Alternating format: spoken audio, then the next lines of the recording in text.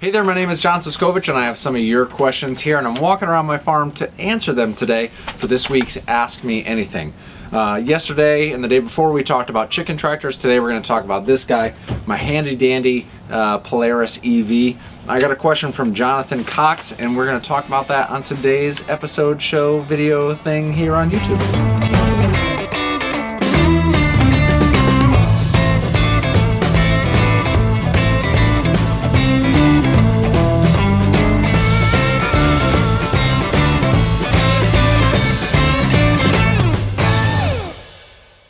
So Jonathan Cox did a smart thing. John went to farmmarketingsolutions.com, went to the bottom of the page and asked a question on the Ask Me Anything forum. So here I am creating a video to answer Jonathan's question. So he said, what kind of farm utility vehicle do you use? Gas or electric? What brand? I think this might make for an interesting video, and John, I hope it does make for an interesting video. Now I am leaning on the Polaris EV. Polaris Ranger EV is an electrical model, and I have a love-hate relationship with this freaking thing. So I don't know if you can see this on the video, but I have a plow on the front. It has a winch. This is a hydraulically assisted dump body, which is great. And it is fantastic for light to medium regular use. And I say that because it's an electrical model and it has about 8 12-volt batteries in there that last a couple years if you maintain them properly, but that at some point you're going to have to swap them out, which I've done before. Now with the electrical model, once you run out of juice, and this is where the hate relationship comes in, of the love-hate, the hate relationship comes in where once you run out of juice, it's a long charging cycle. Anybody who charges big batteries fast is a fool. Batteries don't like to charge fast. There's a slow chemical reaction of introducing electricity back in, having the sulfur, and I used to know all the technical names, but now I'm shooting a video, so all of that is gone off my mind, out of my brain.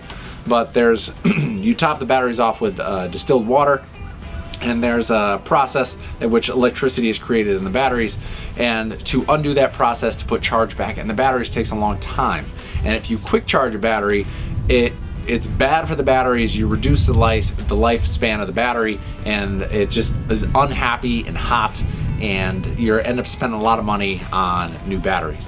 So you have to charge it slow. You charge it overnight. You leave it charging when you're not using it. And for me, that has become prohibitive for certain activities. If I'm running around all day on the farm, if I've got a lot to do, this thing has only so much juice. I would say that out of light use you get about 8 hours out of it. Out of heavy use maybe you have 4 to 6. Out of really heavy use you have 2 hours. And what that really heavy use is the plow on the front right now, using the winch, the plow, and then 2-wheel or 4-wheel drive.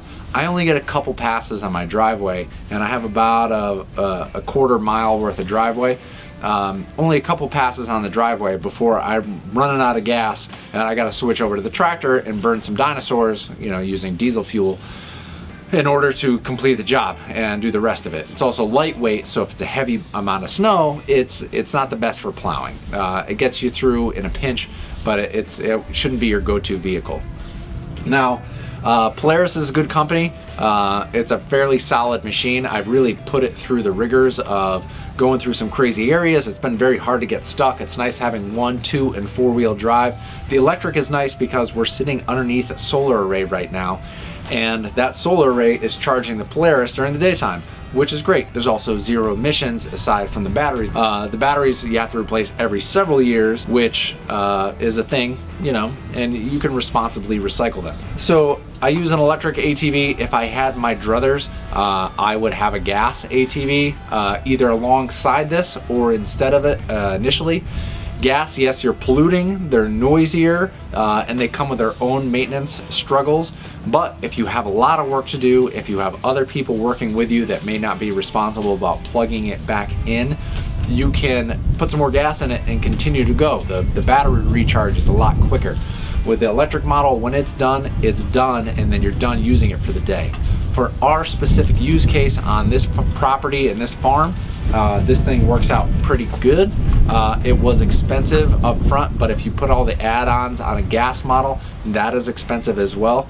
I'm not going to give you the price, not because I'm afraid of sharing it, but because you should do your research and see what brands work for you, what dealers work in your area, and what just your situation is going to be different. If you really want to know, still not going to tell you.